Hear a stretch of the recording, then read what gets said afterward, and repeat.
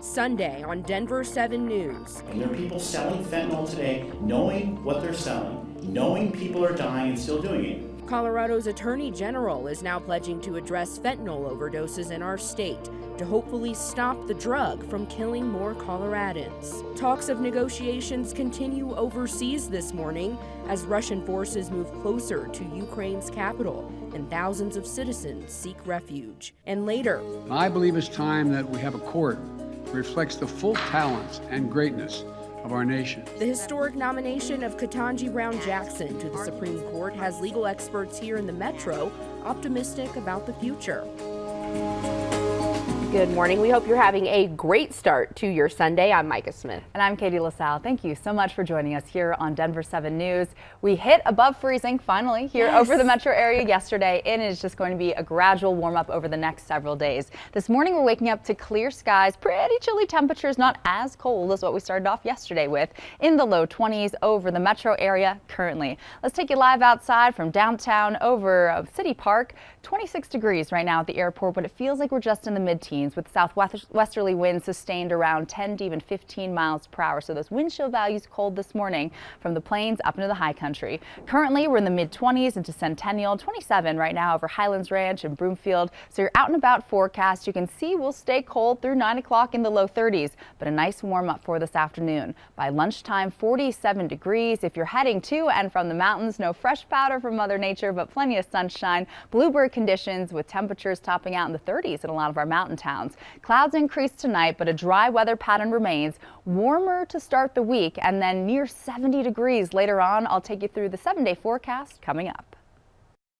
We need people to know that if they buy pills on the street, it's playing Russian roulette.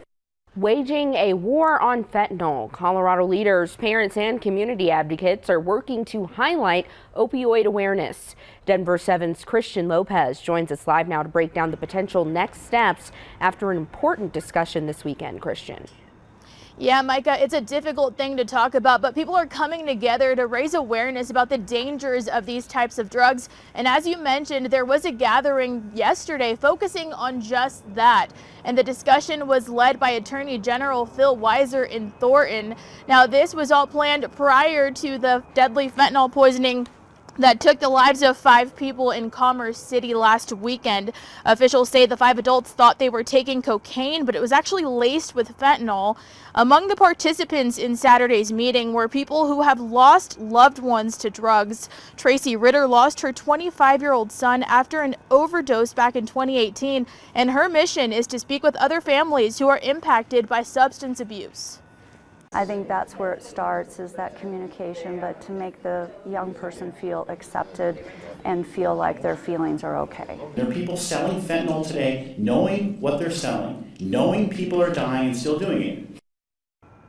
And local leaders say they plan to have more of these meetings across the state. And once we have those dates, we'll let you know what they are. Live in Denver this morning, I'm Christian Lopez, Denver 7. Christian, thank you. And this meeting comes at a time when fentanyl and opioid use is very visible in the Denver metro area, including at Union Station, one of the city's most popular tourist spots. Well, Thursday, Denver police say an operation at Union Station ended with 42 arrests, many on warrants or for possessing or distributing drugs. We heard another perspective from a young man who is recovering from addiction. He asked us to conceal his identity, but said people can purchase fentanyl at Union Station for as little as $10. He says while people work to clean up the iconic area, he hopes equal effort is put into recovery resources. He says that support and a few times of cheating death are really what helped him turn his life around. I had a lot of close calls the last year of my use, you know. Yeah, the methadone clinic's been a godsend. I think that's the most important thing, is more social outreach, more community programs, you know. That's been huge for me. And for anyone struggling with addiction, we have a link to resources over on our website, thedenverchannel.com. Negotiations between Russia and Ukrainian officials could soon be underway. In the last 10 minutes, Ukraine's president says Ukrainian envoys will meet with Russian diplomats as Russian troops continue to move closer to Kyiv. Yeah, this move comes after massive explosions in Ukraine as the Russian assault intensifies. Take a look at this devastating video. The office of Ukrainian President Zelensky says Russian forces blew up a gas pipeline in Kharkiv just before 2 a.m. their time. The country's government warned that smoke from the huge explosion could cause an environmental catastrophe and advised people to cover their windows with damp cloth or gauze. And here's ABC's M. Nguyen from Washington. More assaults in Ukraine as families remain under a wartime curfew. U.S. defense officials say Russian leader Vladimir Putin's military forces are about 20 miles outside Kyiv. Despite calls for Ukrainian President Zelensky to leave, he's chosen to stay in the heart of the capital, saying, "We know we are defending our country, our land, our children's futures." Volunteers taking up arms to fight against Russian troops after the Ukrainian military relaxed restrictions on who can join the fight. The White House announcing new sanctions against Russia, the U.S. joining the European Commission, France, Germany, Italy, the United Kingdom, and Canada in banning some Russian banks from the SWIFT global payments network. The U.S. also providing military equipment to Ukraine, as well as troops posted just outside the border to help with the ongoing surge in traffic. The UN estimates more than 150,000 civilians have fled to neighboring countries. My husband and I, we actually looked at a map and we were trying to figure out the best way for me and my child to travel if I had to flee. In Hungary, this emotional reunion after a Ukrainian mother brought a stranger's children to safety. A senior administration official tells us with all of this week's sanctions, Putin's claim that sanctions will not affect Russia's economy is just a myth. M. Nguyen, ABC News, Washington. Just in, the Ukrainian delegation is agreeing to meet with Russians at the Belarus border, according to Zelensky's office. And the humanitarian crisis in Ukraine continues to be all the more urgent as thousands of women and children flee the country. New this morning, Secretary of State Anthony Blinken is now confirming nearly $54 million in humanitarian aid is heading to Ukraine. The UN is now reporting upwards of 350,000 Ukrainians have fled to neighboring countries.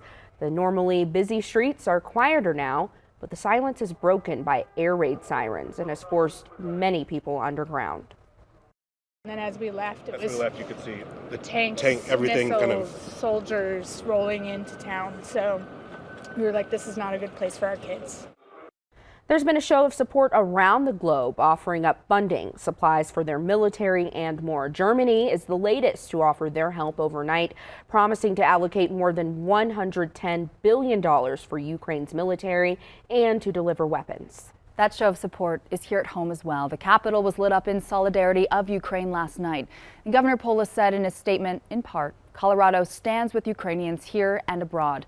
We know that freedom, democracy, and independence are a light unto the world, and we are proud to cast the colors of the Ukrainian flag as we continue to support and pray for the brave people of Ukraine during this time. If you're looking for a way to spend your Sunday afternoon, we've got you covered, and it's all going to raise money for Marshall Fire victims. Plus, take a look at this video. We have the crazy story behind it, and don't worry, it does have a happy ending. Oof.